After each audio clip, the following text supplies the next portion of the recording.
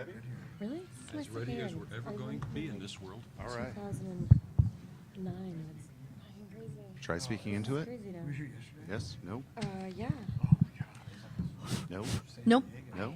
Nope. Hello, Still hello, no. hello. This is better? Yes? All right. Yeah, wait, Jimmy Nothing Cloonan here. supposed to be on this panel? He was supposed to be on the last one, but he was sick. I don't think anything on yours either. Oh, I'll right. talk really loud and all right. Let's get Two going. microphones. Which one do we use? So for almost the entire history of comic publishing, the advice has always been the same. Get noticed by a small publisher, or self-publish, get noticed by a small publisher, get published by the small publisher, get noticed by one of the big two, published by the big two, never self-publish again. But an increasing number of creators are now finding success with self-published art, with self-publishing, and instead of eschewing it for the colorful spandex-clad waters of multinational conglomerates, they're choosing to continue to forge their own path. In 1977, a deeply personal project called ElfQuest was born. As the first continuing fantasy adventure graphic novel series in America to be co-created, written, and illustrated by a woman, Wendy and Richard Pini's ElfQuest became a phenomenon in the comics industry. Appealing to comics and sci-fi fantasy fans alike, it attracted a unique and unprecedented audience, an equal mix of male and female readers. Over 3 million copies of the collected graphic novel volumes have been sold to date, as well as becoming the subject of Peter David's tattoo. So true. In 1991, Jeff Smith's Bone sent shockwaves through the comic book industry. This black and white self-published book, which defied genre, put the big two on notice that there was a viable alternative to their stranglehold on the comics industry.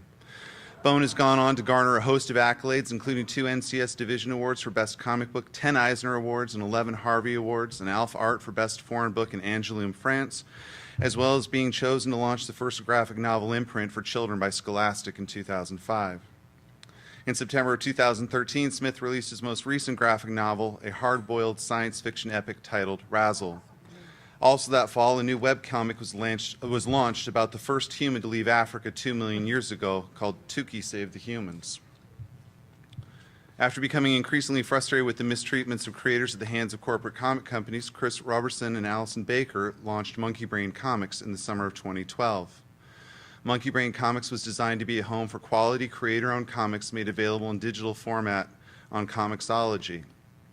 The Young and AV Club has named Monkey Brain Comics the premier destination for high-quality digital comics, and IGN has said that Monkey Brain is the company that seems to be doing digital comics best. Chris writes and self-publishes the monthly comic Edison Rex. Last but not least, Becky Cloonan has been self-publishing comics since 1999. What started out as Xeroxed hand-stapled books given away at conventions has morphed into beautiful silkscreen books which are sought after by collectors. In 2013, Becky's self-published book, The Mire, won the Eisner Award for Best Single Issue. More importantly, at least for purposes of this panel, it brought the phrase self-publish or perish to the forefront and began a renewed discussion about the role of self-publishing as a goal in its own right, instead of as the starting point on a path to something bigger. Becky's self-published graphic novel, By Chance or Providence, Collecting the Wolves, the Mire, and Demeter, is out in April. So this is self-publish or perish. So self-publish or perish, that's a pretty bold statement. It's kind of like give me liberty or give me death. Why is self-publishing such an imperative?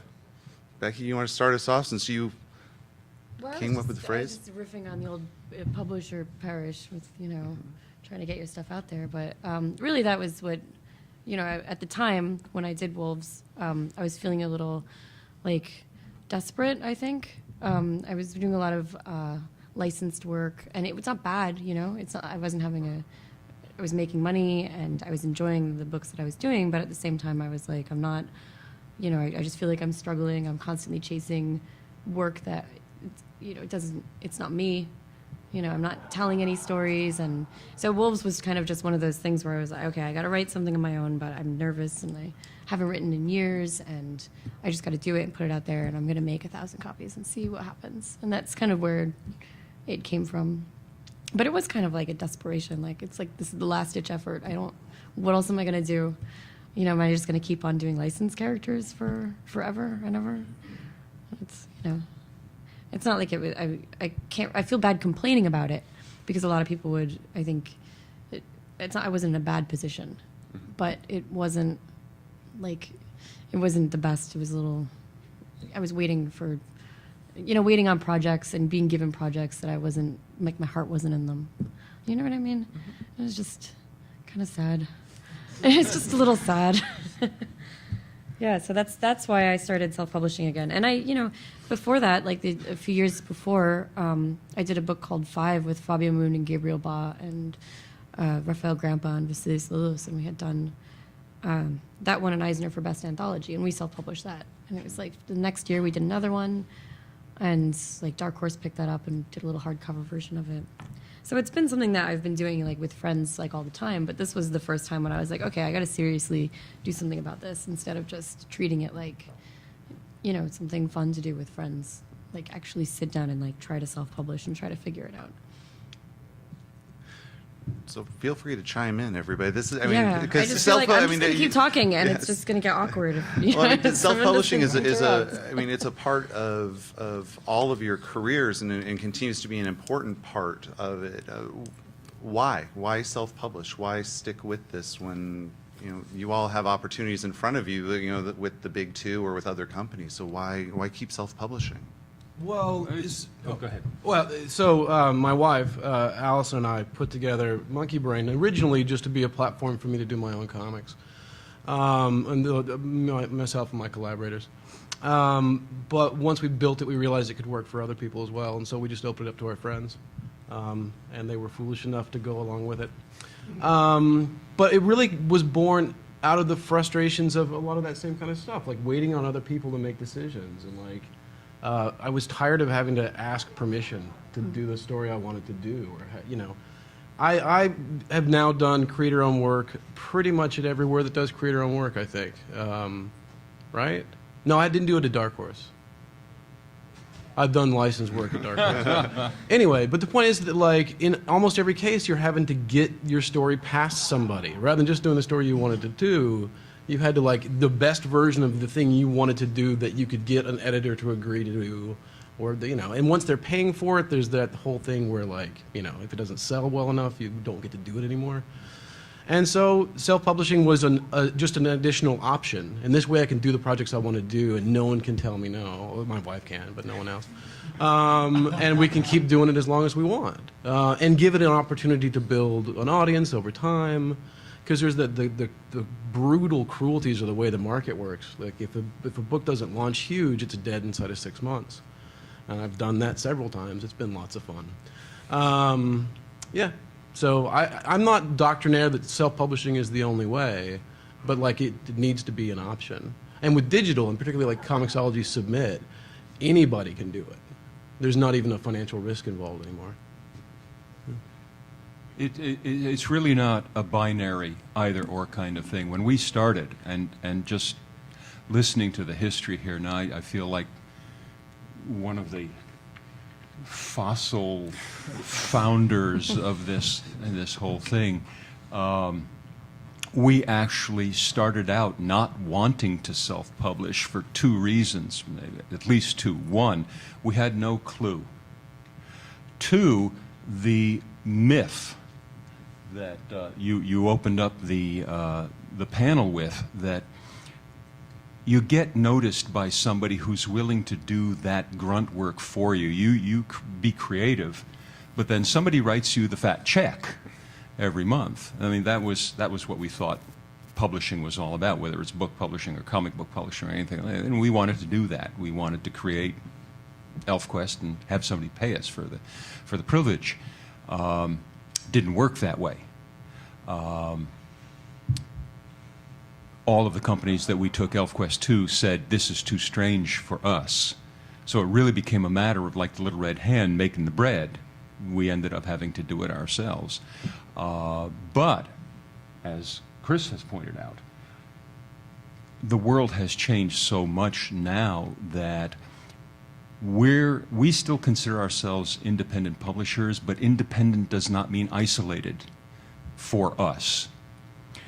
We're now doing ElfQuest through Dark Horse and having a wonderful time. We have been with DC. We have been with Marvel. We're the promiscuous property of independent comics. But at the same time, there are other projects that we have wanted to do that haven't gone that route. Wendy has created her adaptation of Mask of the Red Death. That's solely an independently published project. And nobody has told us what to do. And it's doing well, but it's exactly the way we wanted to do it under our own terms. If somebody comes up to us and says something very nice and we all agree, maybe it'll go to some else in partnership, not ownership. Partnership the entire time. It's never ownership is an option. We don't sell. But that's how we came to it. So we're doing this dance between independence and partnership, and it feels right to do because it's not black and white. Yeah.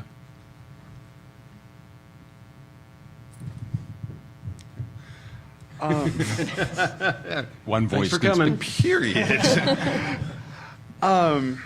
So Jeff, to get you to join in the conversation, you came into comics about 15 years after ElfQuest in the early 90s, and this was a really exciting time for comics. This is about the time that Image split off.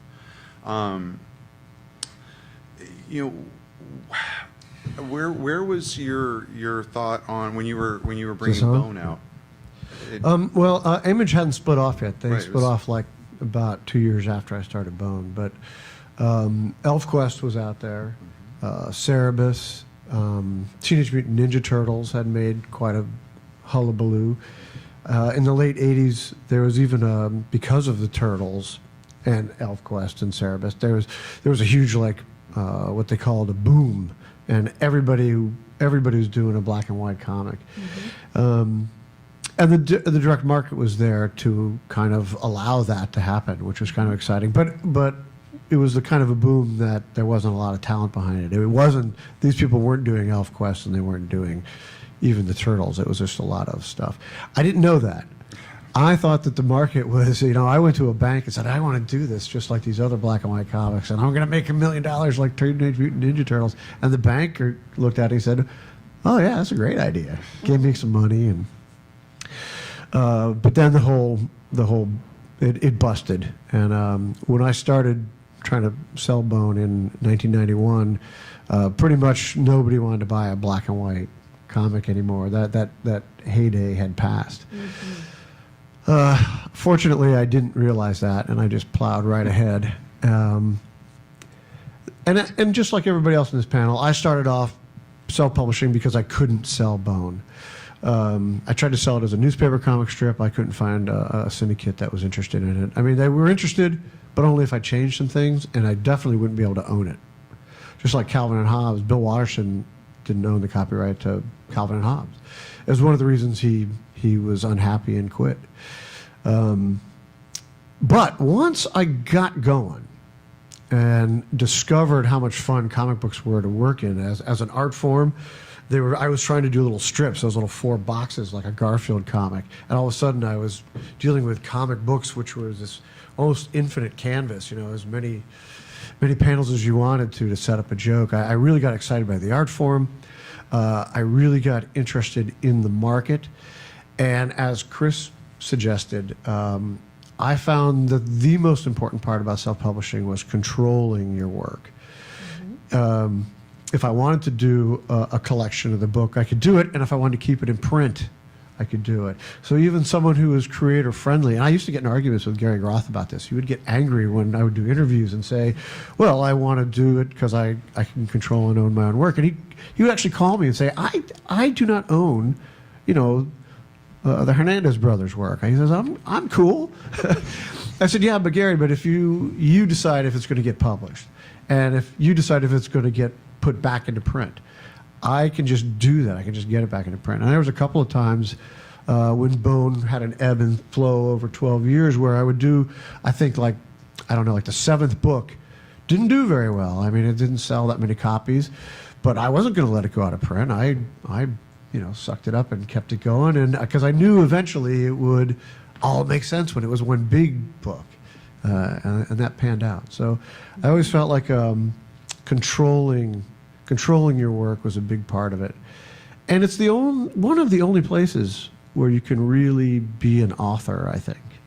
So that someone like Becky, she's writing it and drawing it, and it's her vision. That's what you get.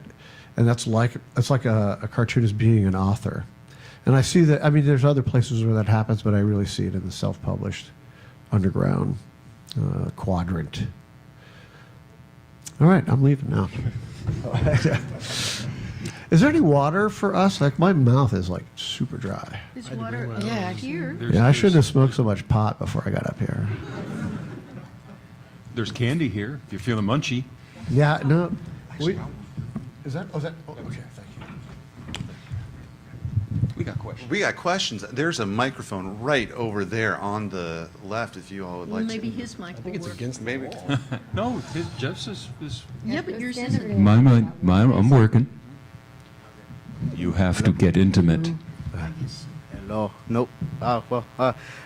During you guys talking about the black and white comics in a way, I was wondering, it's not kind of related, but it's the same thing style of manga. Manga has always been black and white. And I was wondering, curious, obviously, about the manga style, like, because I know ElfQuest is kind of style like a manga kind of novel style. So how did that work out too? Because manga also was Dark Horse, isn't it? Well, ElfQuest has the distinction of being the first manga-influenced fantasy series in America. Back in the early 60s, I was probably America's only raving otaku. Because I happened to discover a movie that was partially directed by Osamu Tezuka called Alakazam the Great, which was really the retelling of the Way West, the ancient Chinese myth, the Way West. And right now it's being retold as Dragon Ball Z. So I went quietly mad when I discovered that there was another way besides Disney to do an animated film. And my first love was animation. And then little by little, people began to introduce me to manga. Manga fandom back in the late 60s on through the 70s was very small, and it was very hard to obtain this kind of material unless you could get yourself to Little Tokyo or Japantown or had friends overseas who could send you some. And so little by little, I just began to absorb the influence of this storytelling style. And it was so powerful because the drawing style was normally so delicate, and there was a feminine quality to it, and yet the line work was so strong, and such awful things happened in manga. I mean, you have these adorable big-eyed characters, especially the ones that Tezuka created, and there wasn't an awful thing Tezuka could think of that he didn't do to his characters. He was a cruel, cruel god. And and I was absolutely obsessed by this because the high contrast of it was thrilling, that you could do an aesthetically beautiful character and just put them through hell, put them through all kinds of drama. It was just, that's kind of what sent me off. And when we sat down and talked about doing ElfQuest, there was no question in my mind that when we agreed on and arrived on the decision to do it as a comic rather than as a prose novel or as a screenplay or other things we considered, there was no question in my mind that I was going to use the influences that I had learned, especially from Tezuka, about storytelling, and that ElfQuest, even though it was going to be drawn in a manner that didn't look like anything else out there, because back in the 70s, the comics industry was absolutely not used to the look of manga. And for a while, for the first few issues of ElfQuest that came out, we were looked at askance by the comics industry. Like, what is this? The guys look like girls. Everybody has long hair. It's too emotional. How do we deal with this? Comics are supposed to be about superheroes. This is too feminine. It's too this. It's too that. So the reactions to ElfQuest were you know, kind of mixed from the comics industry, but the fans, the people who had been waiting for it, and manga fans that did exist at the time, and the fantasy fans and sci-fi fans, they're the ones that took to it and really got us launched. So that is the story of how manga influence started in ElfQuest. And who would have thought that in the 90s there would be this huge explosion on TV? You know, I think it was actually started by Dragon Ball Z, and now the anime look is taken for granted in comics, and just about everybody is influenced by it. So ElfQuest kind of was kind of about 20 years ahead of its time. Yeah, it was. All right, thank you. You're welcome.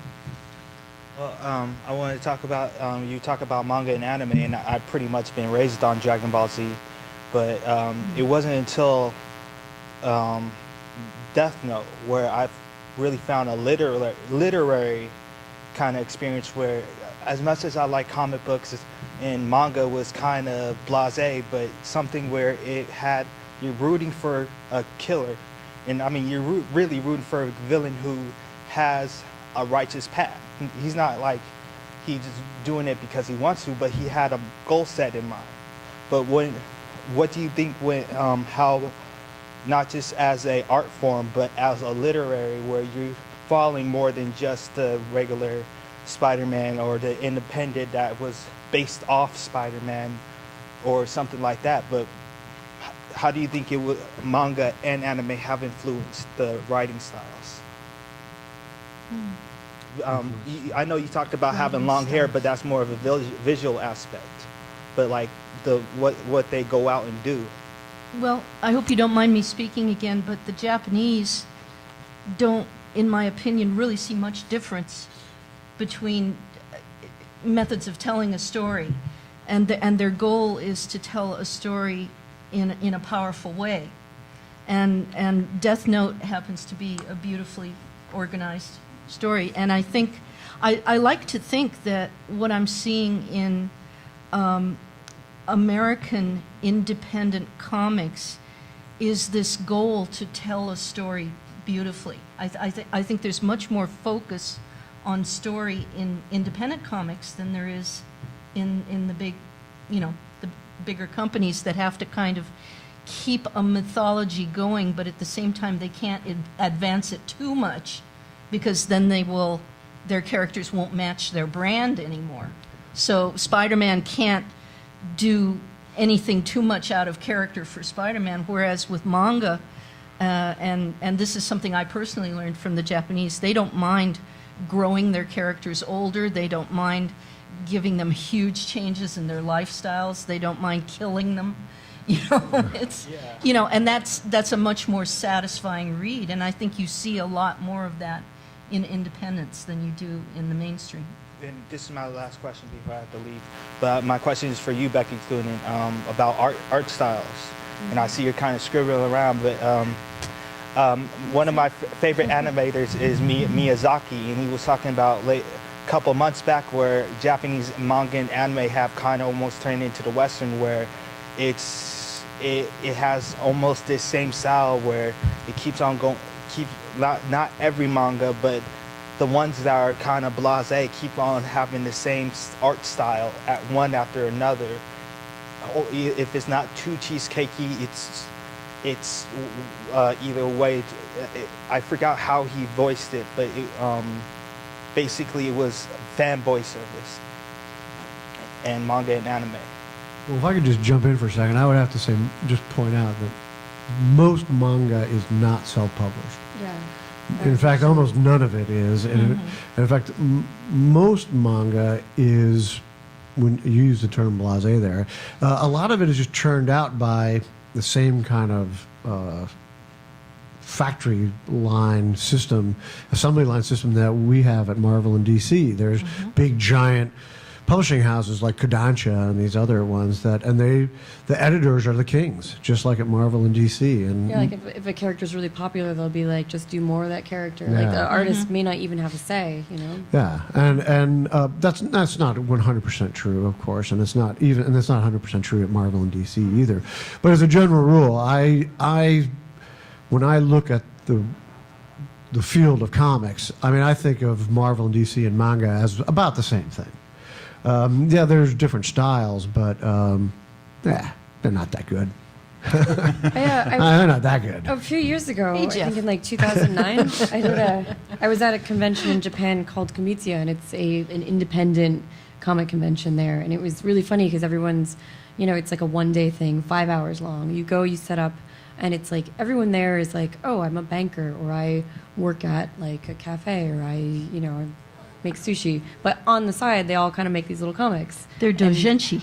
No, they're not, because they're not fan comics. They were like independent. Oh, I see. Yeah, it was really crazy. And to see that like completely out of the mainstream, one girl was like, oh, I'm obsessed with Ireland. And it was really funny because then I saw her like a year later in England at a convention. She's like, I found an Irish guy. And I was like, oh, yeah, right on, girl, all right. And so it just ended up being really funny because it's independent. It's the same thing that we're doing here, but it's like, out of the mainstream. And to see that over there, because, I guess when I first got into manga, it was like subversive because it was different, and it really spoke to me on a different level. It's like, yeah, okay, they go places. yeah, We don't go here. there's a lot of women who work in the comic market. When I started drawing comics in high school, there was like I could count the number Jill Thompson, Colleen Duran. There was very few when I was in high school women to look up to who were doing comics. And when I started getting into manga, I was like, oh, so this is something I can do, and it's a accessible style for me. I can't draw like Jim Lee, but I look at Rumiko Takahashi and I was like, there's something there that, speaks to me.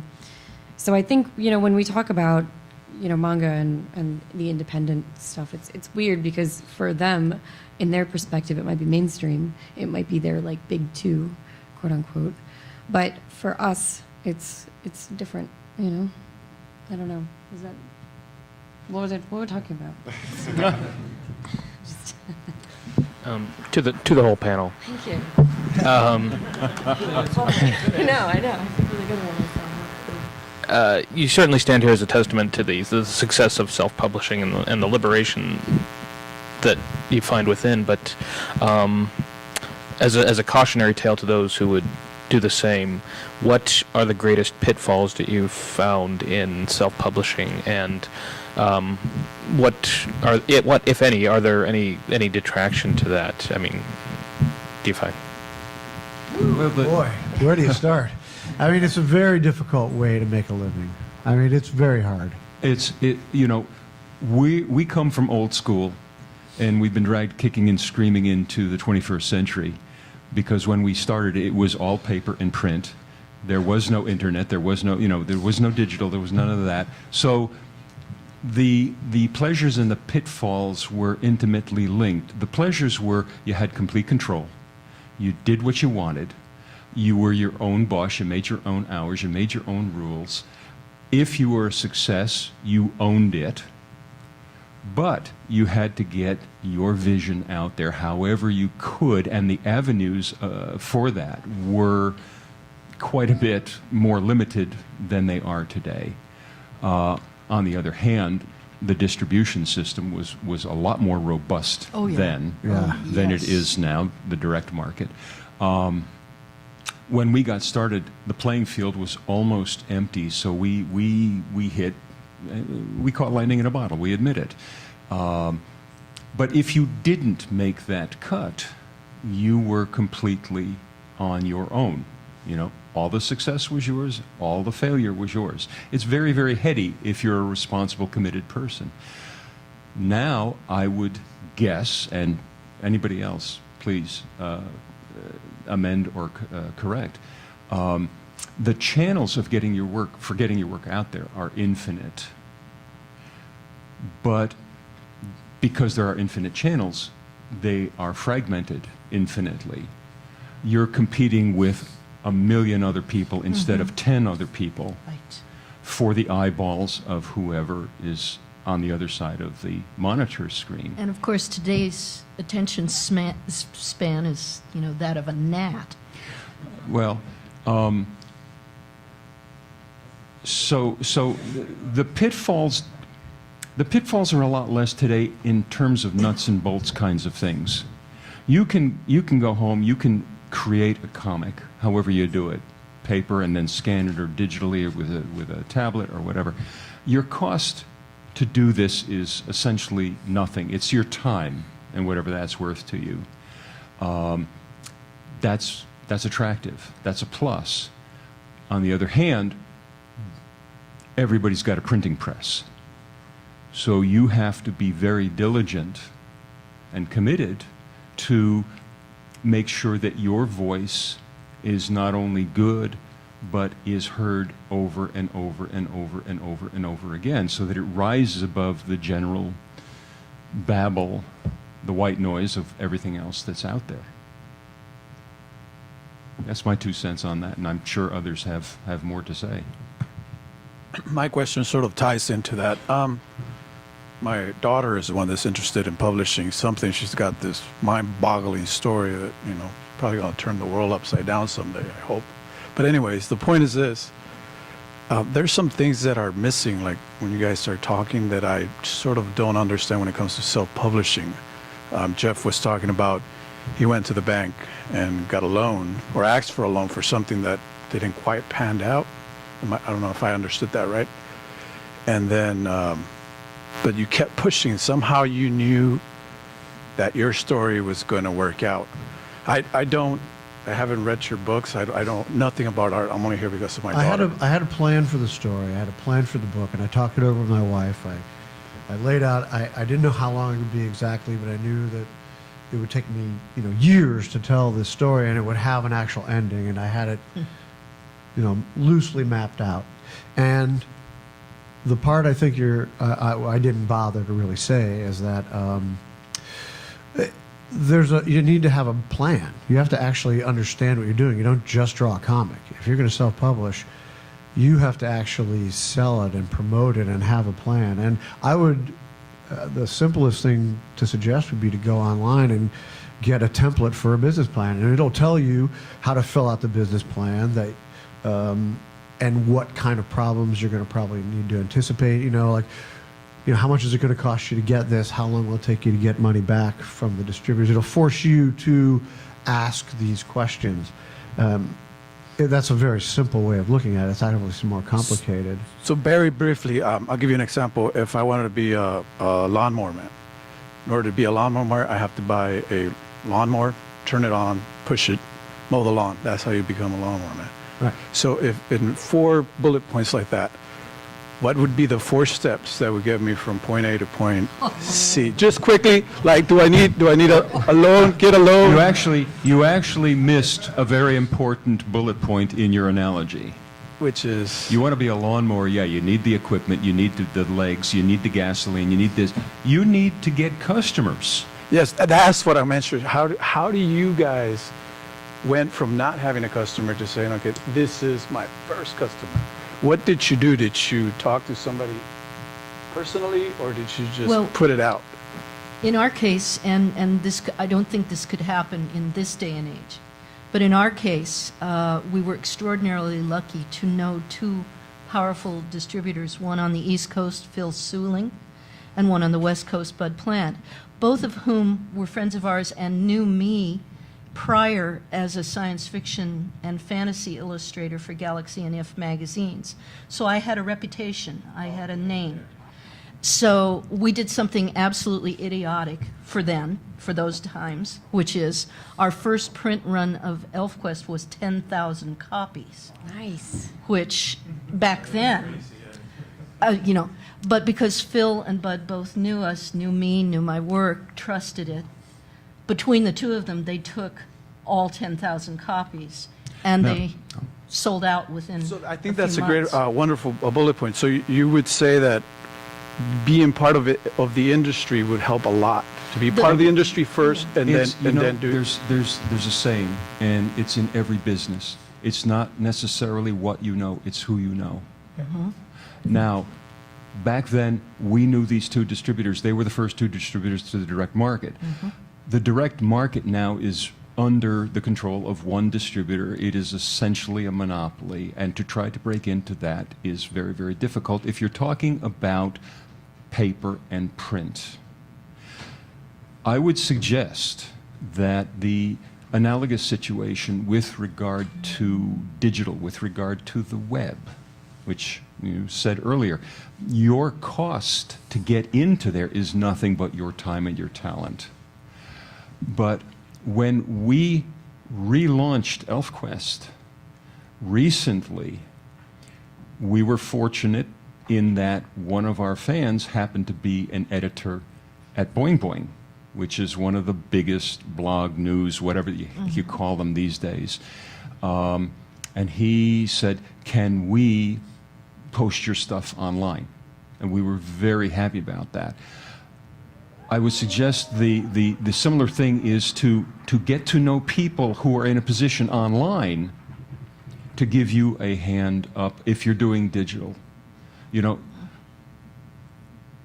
I'm the worst person in this room to be talking about this because there are so many more people out there who know what I don't know what Twitter's about.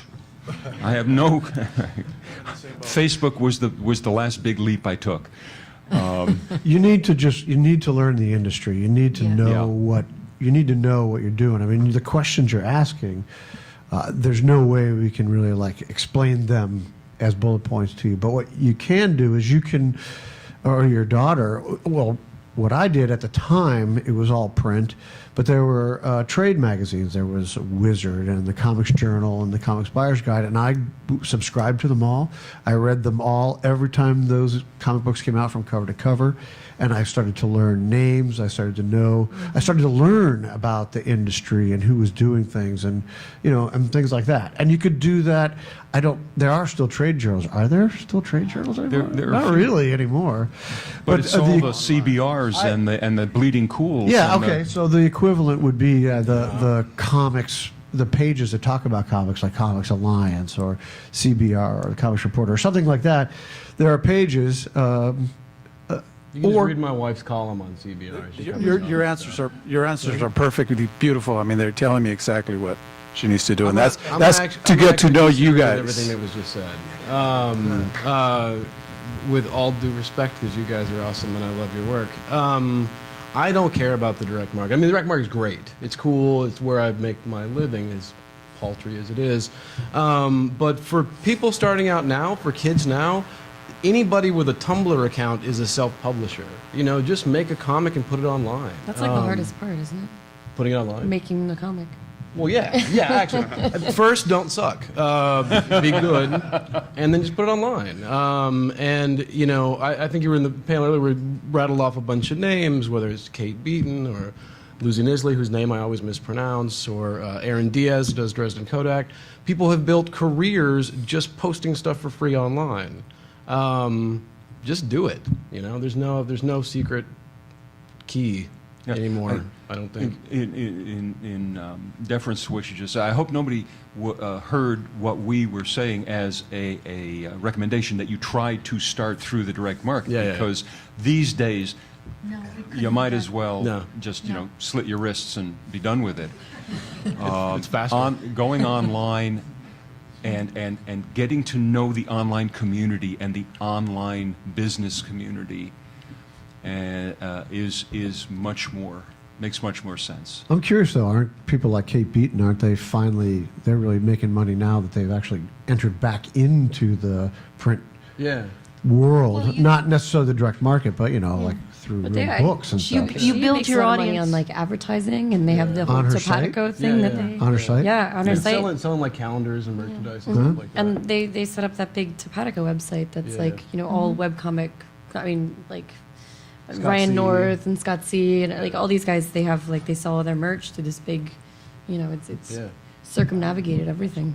And the thing is, they don't really have a presence in the direct market. I mean, Well, I wasn't suggesting you go to the direct market either. Yeah. I was trying to draw an equivalence with my experience. That's all. But you guys Well, gave I me mean, some that's- great answers, so thank you. Thank you. Yeah. Hi. I'm There's kind of a large, potentially theoretical question. I'm asking about self-publishing that is not necessarily from an individual or just a pair, particularly where it pertains to like multimedia or cross-media productions. I know that's happened a lot in terms of indie filmmaking. You get a group together, they're going to make something, they're going to produce it.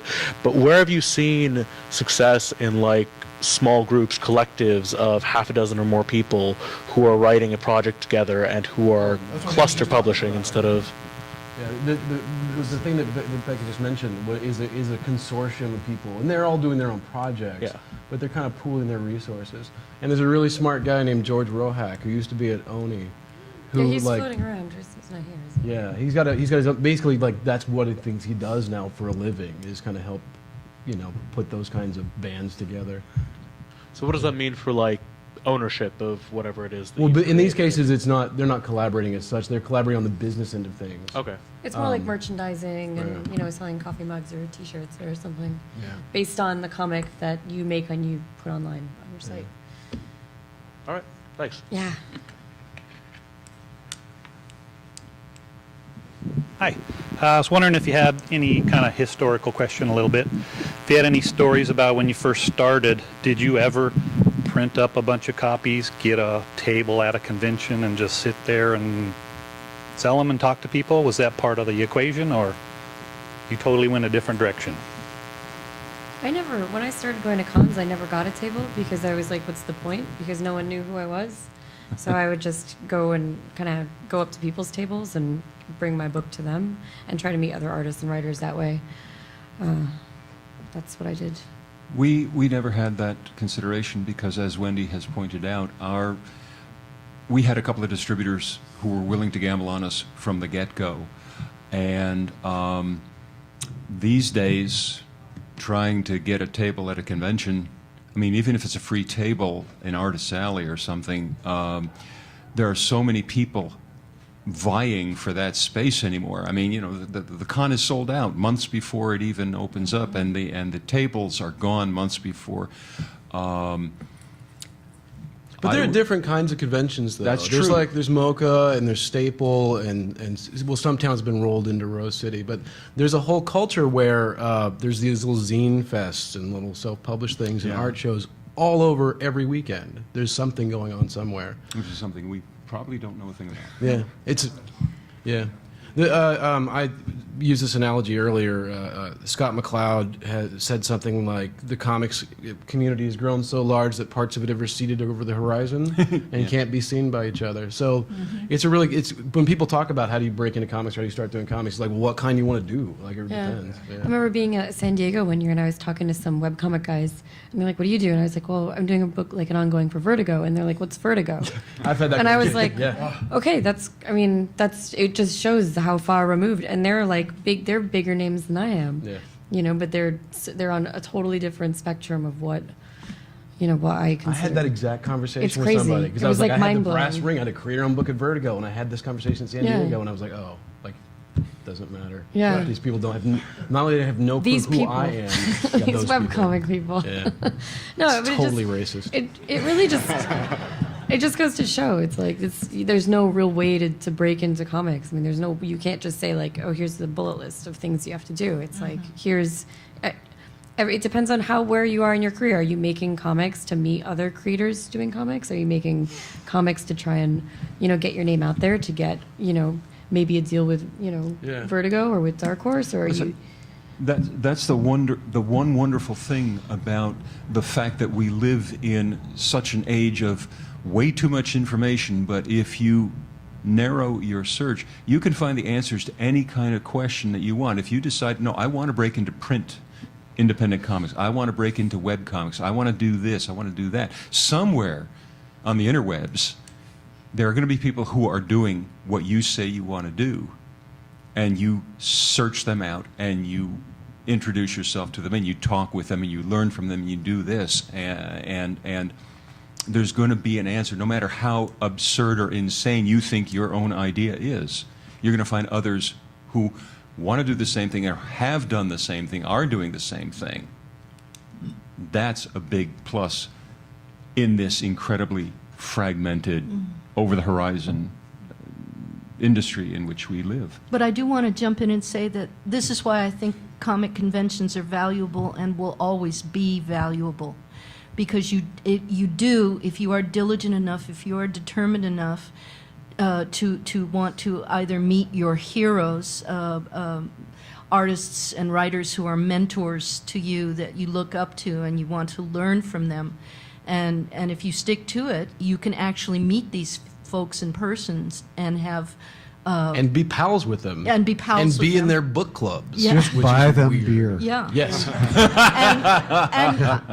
I can't stress too strongly, at least in my own life, how important it was to me to have time with Jack Kirby, who was one of my first mentors. And even though he felt that comics was not an appropriate profession for a young woman, and he told me that if he ever caught me working in comics, he would give me a spanking. And I tried to hold him to it every time I saw him afterwards. But Jack was my first mentor, and I learned so much from his drawing style, and we had really, really interesting conversations, and I met other people through him, and eventually started participating on panels in comics with people who used to be my idols, like Neil Adams and John Buscema, and all of a sudden I was up there on panels with them, and so was Richard, and so you can meet people in the industry who you can learn so much from, and you can only do that one-on-one in person, and that's why I think... Or on Twitter.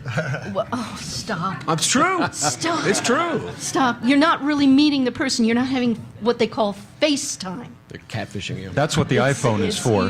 It's Skype.